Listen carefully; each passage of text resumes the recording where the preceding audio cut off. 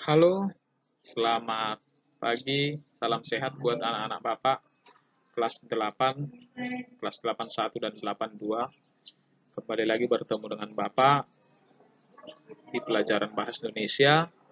Pada kesempatan ini kita akan melanjutkan materi kita, yakni tentang iklan sarana komunikasi. Yang di dalamnya itu ada slogan, kemudian ada poster.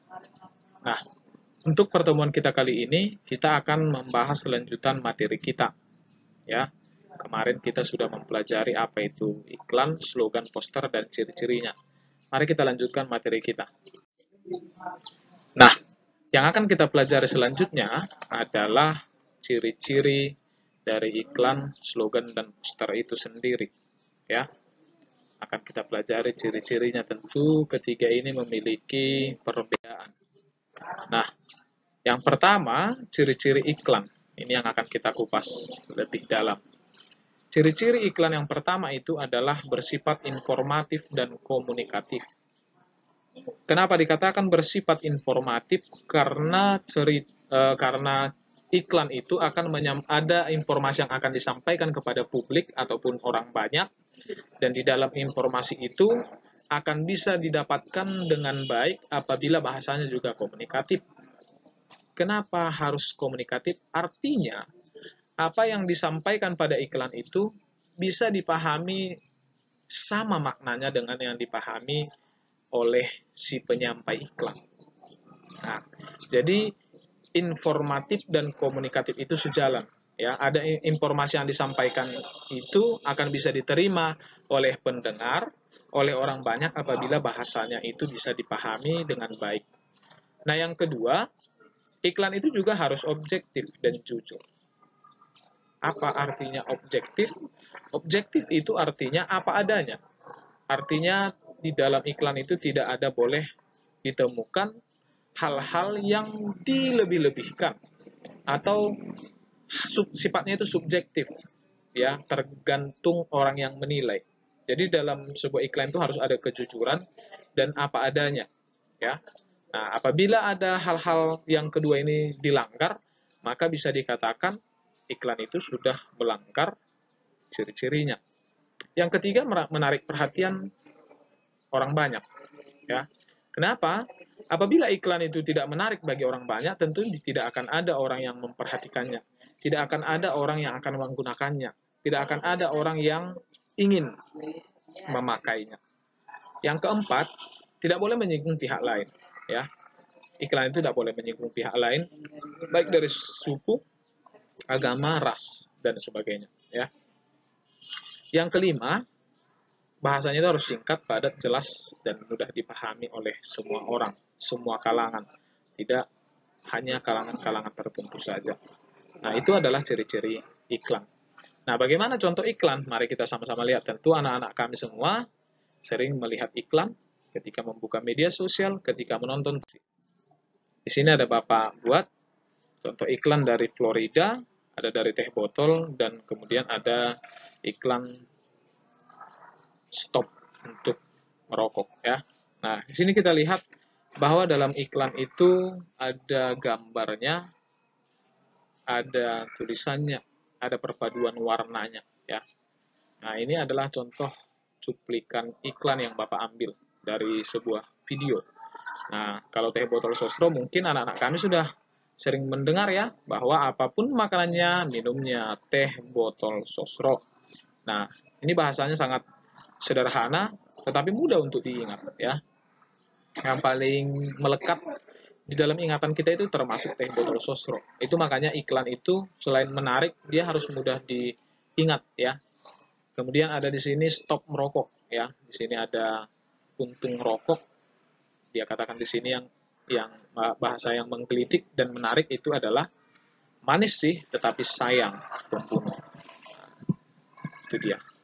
Jadi ini adalah contoh iklan yang bisa kita temukan di televisi, di koran, dan sebagainya. Kenapa Bapak ambil ini? Inilah yang disebut contoh iklan. Jadi iklan itu menawarkan suatu produk dan jasa, ya, menawarkan suatu produk, barang ataupun jasa supaya barang atau jasa itu digunakan atau dipakai oleh si pendengar ataupun orang banyak. Nah, itu tentang iklan. Tapi ingat bahwa iklan ini biasanya mengandung gambar, tulisan, suara, dan gerak. Itu contohnya di televisi. Nah, yang kedua, ciri-ciri slogan. Ciri-ciri slogan yang pertama adalah sudah pasti kalimatnya harus pendek, ya. Yang kedua, kalimatnya mengandung persuasif, singkat, dan jelas. Artinya, di dalam slogan itu ada kata-kata yang menarik perhatian, yang membujuk orang banyak, supaya kita itu sepemikiran dengan apa yang ada dalam slogan itu. Yang ketiga, kalimatnya menjelaskan visi misi dan tujuan. Nah, itu yang membedakan slogan dengan poster dan iklan, bahwa di dalamnya itu terdapat visi misi, terdapat tujuan, ya. Dan slogan ini biasanya tidak diletakkan di sembarang tempat. Biasanya yang memakai ini, slogan ini adalah organisasi-organisasi, ya. Dia tidak seperti poster bisa ditempelkan di mana-mana. Slogan ini biasanya tempat-tempat tertentu dan memang mengandung visi misi di dalamnya. Ada tujuan tertentu yang akan disampaikan. Atau misalnya pada saat dunia perpolitikan sedang panas-panasnya, slogan ini sering dipakai, ya. Semboyan, ada semboyan di dalamnya. Yang keempat, kalimatnya harus mudah dipahami. Tentu dalam iklan, slogan, poster, tentu kalimatnya harus mudah dipahami. Dan yang kelima itu kalimatnya harus menarik, ya. Kalimatnya harus menarik supaya orang gampang mengingat. Sama itu seperti slogan bangsa kita, merdeka atau mati. Sekali merdeka, tetap merdeka. Itu adalah semboyan kita, ya, semboyan bangsa kita. Nah, apa contohnya, Pak? Mari kita sama-sama. Contoh slogan di sini, buanglah sampah pada tempatnya. Aku malu buang sampah sembarangan. Nah, ada di sana gambarnya. Tempat sampah, ya. Budayakan hidup bersih dan sehat, ini adalah salah satu slogan, ya. Kemudian ada di sini juga, ilmu adalah sumber kekuatan, bukan ketakutan. Ada semboyan di dalamnya. Kemudian yang ketiga, ilmu adalah harta yang kekal. Nah, ada visi misi, ada tujuan di dalamnya. Inilah contoh dari slogan. Ada semboyan yang dikumandangkan di dalam. Kemudian kita masuk kepada poster. Nah, poster ini paling sering kita temukan. Dia biasanya di sembarang jalan ada di pohon, ada di bahkan di tiang listrik, ya, sering ditempelkan. Anak-anak kami pasti sering lihat itu. Ada di kalau kita naik angkutan umum, poster ini juga sering ditempelkan di pintu-pintu angkutan umum. Nah, mari kita lihat. Ciri-ciri iklan yang pertama, desain grafis teks poster itu memuat komposisi gambar dan huruf di atas kertas berukuran besar. Biasanya dia berukuran marginnya seperti A4, ukuran kertas A4, ya, ataupun seperti buku tulis anak-anak kami. Nah, yang kedua, poster biasa ditempel di dinding, di tempat-tempat umum, ataupun permukaan datar lainnya dengan sifat mencari perhatian mata sekuat mungkin, ya. Mungkin yang paling sering anak-anak kami lihat, ya, di pohon-pohon, WC tumpat, hubungi nomor ini. Nah, itu sering kita lihat di pohon-pohon, ya. Atau ketika kita sedang naik motor dengan orang tua, biasanya nanti akan ada orang di jalan akan memberikan poster-poster seperti poster sepeda motor, ya. Nah, itu adalah salah satu contoh poster yang sering kita temukan. Nah, yang ketiga, poster biasa dibuat dengan warna-warni kontras dan kuat, ya. Wajar poster itu dibuat seperti itu karena dia harus memikat. Jadi warna-warna yang dipakai itu juga harus kontras. Yang keempat, poster itu menggunakan bahasa yang singkat dan jelas, sama, ya, seperti ciri-ciri iklan dan slogan. Yang kelima, poster menonjolkan gambarnya, gambar yang ditonjolkan pada poster. Yang keenam, poster dapat dibaca sambil berlalu. Nah, sama hal seperti yang Bapak katakan tadi. Kita melihat ada poster di jalan, kita sambil berjalan bisa sambil membacanya. Itu kalau poster sembarangan tempat bisa dia sering kita lihat di sembarang tempat, di dinding-dinding atau tembok-tembok, ya, sering digunakan. Kemudian yang terakhir adalah poster dapat dicetak secara massal dalam ukuran banyak, ya. Kenapa? Karena tujuannya supaya semakin banyak orang melihat, semakin banyak orang membaca, maka kemungkinan akan semakin banyak orang mengenal apa yang sedang mereka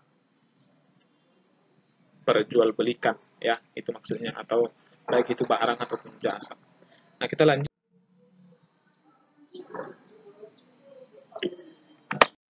Nah, bahwa di dalam iklan, slogan maupun poster itu mereka memiliki karakter yang berbeda-beda, ya. Karakter dalam iklan itu dia pasti mengandalkan suara, mengandalkan gambar, mengandalkan tulisan, dan mengandalkan gerak. Itu kelebihan dari sebuah iklan. Contohnya kita lihat iklan-iklan yang ada di televisi. Kemudian slogan ini dia mengandalkan kata-kata. Kata-katanya itu yang diandalkan itu sederhana tetapi mengandung visi misi di dalamnya.